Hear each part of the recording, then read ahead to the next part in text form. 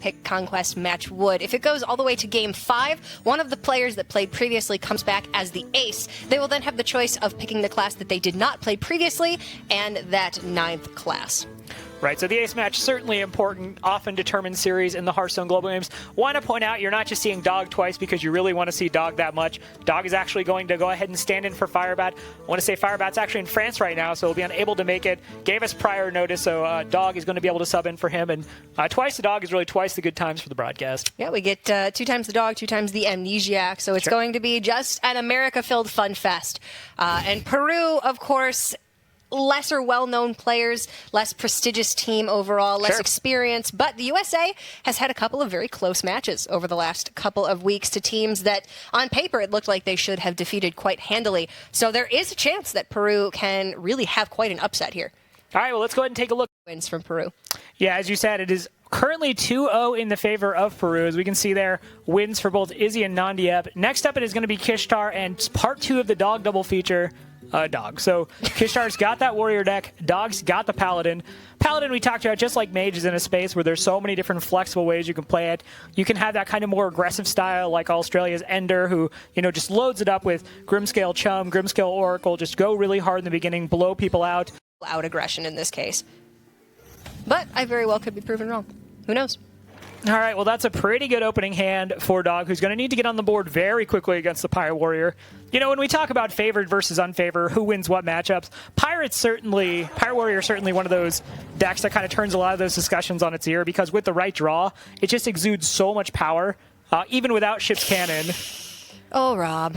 But we see Patches on the top there. And Kishtar's not happy about that one. No, he's taking it in stride. He's talking to the rest of his teammates on voice comms there, and he's like, okay, guys, only one thing we don't want to draw, it's Patches. And there's Patches. Well, I definitely do like take it in stride. I do like pointing out the Fiery War Axe here and just getting it going. You know from that Inquisitor exactly what you're going to have to face down, which is Murloc pressure.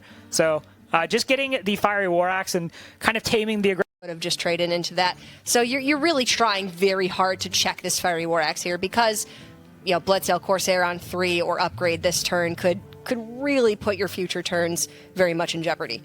It was very clearly Dog trying to debate Peru and to just go ahead and swing in that axe. Be like, look, there's a Tide Caller. You can't let that get big. You got to kill this. Yeah. It's very threatening. Now that deckhand in hand right there could be coming out and just go ahead and trade into the Tide Caller. Because now Dog will be able to play Rag Lightlord next turn, ensuring he heals for 8. Kishtar can still go all out this turn. It looks like exactly what he's going to do. Just go ahead and make Dog have it. Say, I've got the Mortal Strike. I'm going to be able to just drag that damage. You can play a taunt. Tyrion doesn't matter. Yeah. You have to have Ragnaros Lightlord. Well, will it still be enough? Because Dog can clear the board entirely. If he puts Kishtar below 12... That was important there. Injuring the Megasaur was extremely important, because now you're putting the Rag Lightlord to a 50-50. Now, okay, Wicker Flame Burn Bristle coming into hand protects you from the Arcanite Reaper, it protects you from Leroy, it protects you from a bunch of different charge minions, but that one card left in Kishtar's hand... Yeah. You have to think it's Mortal Strike. You have to think it's Mortal Strike.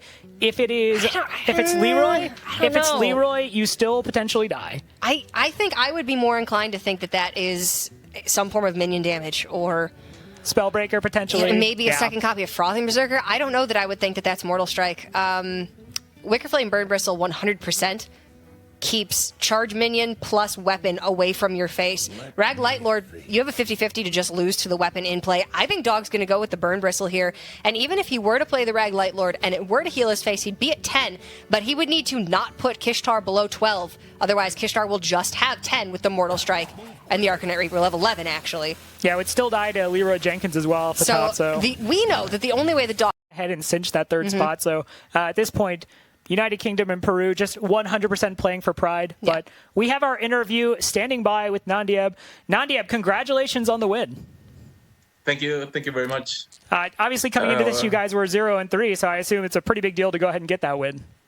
Yeah, we kind of needed a win after losing 3 in a row. We kind of felt really bad, but I think you're just going to go ahead and not use the Corrupting Mist here. Get a little punished by Alex Straza if you play Corrupting Mist. All right, well, Servant of Yogg-Saron needs to block there, I want to say. There's Obviously, Alex Raza doesn't do anything. Cabal Courier could potentially be a block. Nope, just Savagery and...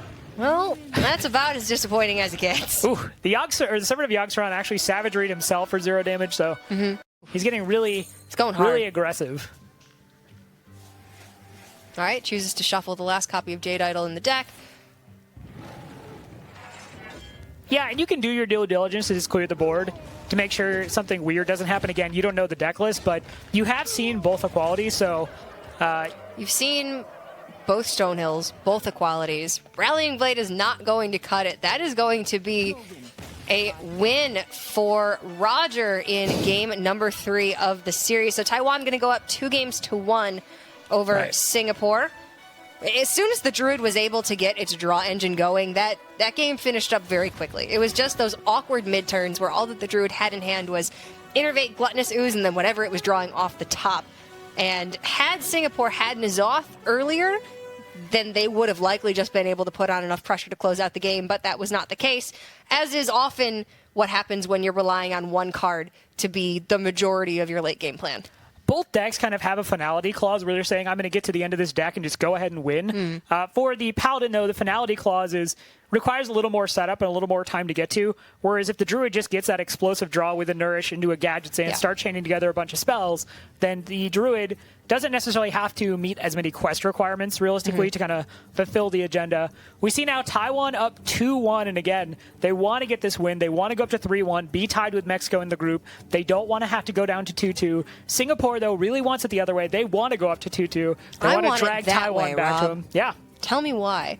I'm not playing your game. I was an NSYNC guy. I'm not playing Backstreet Boys stuff. Sorry. Maybe a little 98 degrees. Bye, Robert Wing.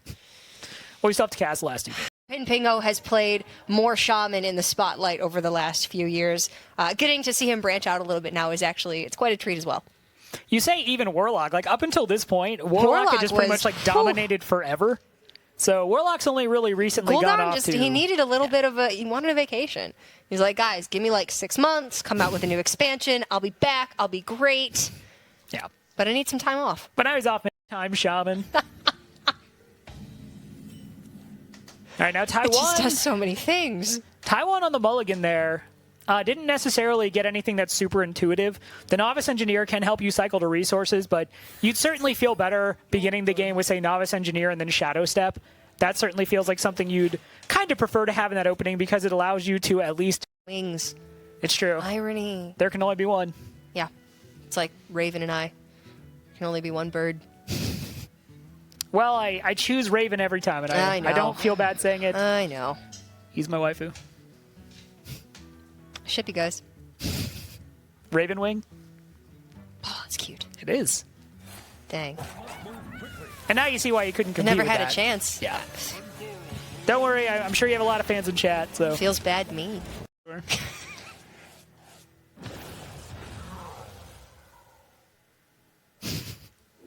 I'm like, I can't help I'm visualizing it now. I'm just visualizing consecrations as like nukes. Consecration, blow up a bridge. Consecration, Empire State Building's gone. All right, well, could play that last Jade Idol there, just go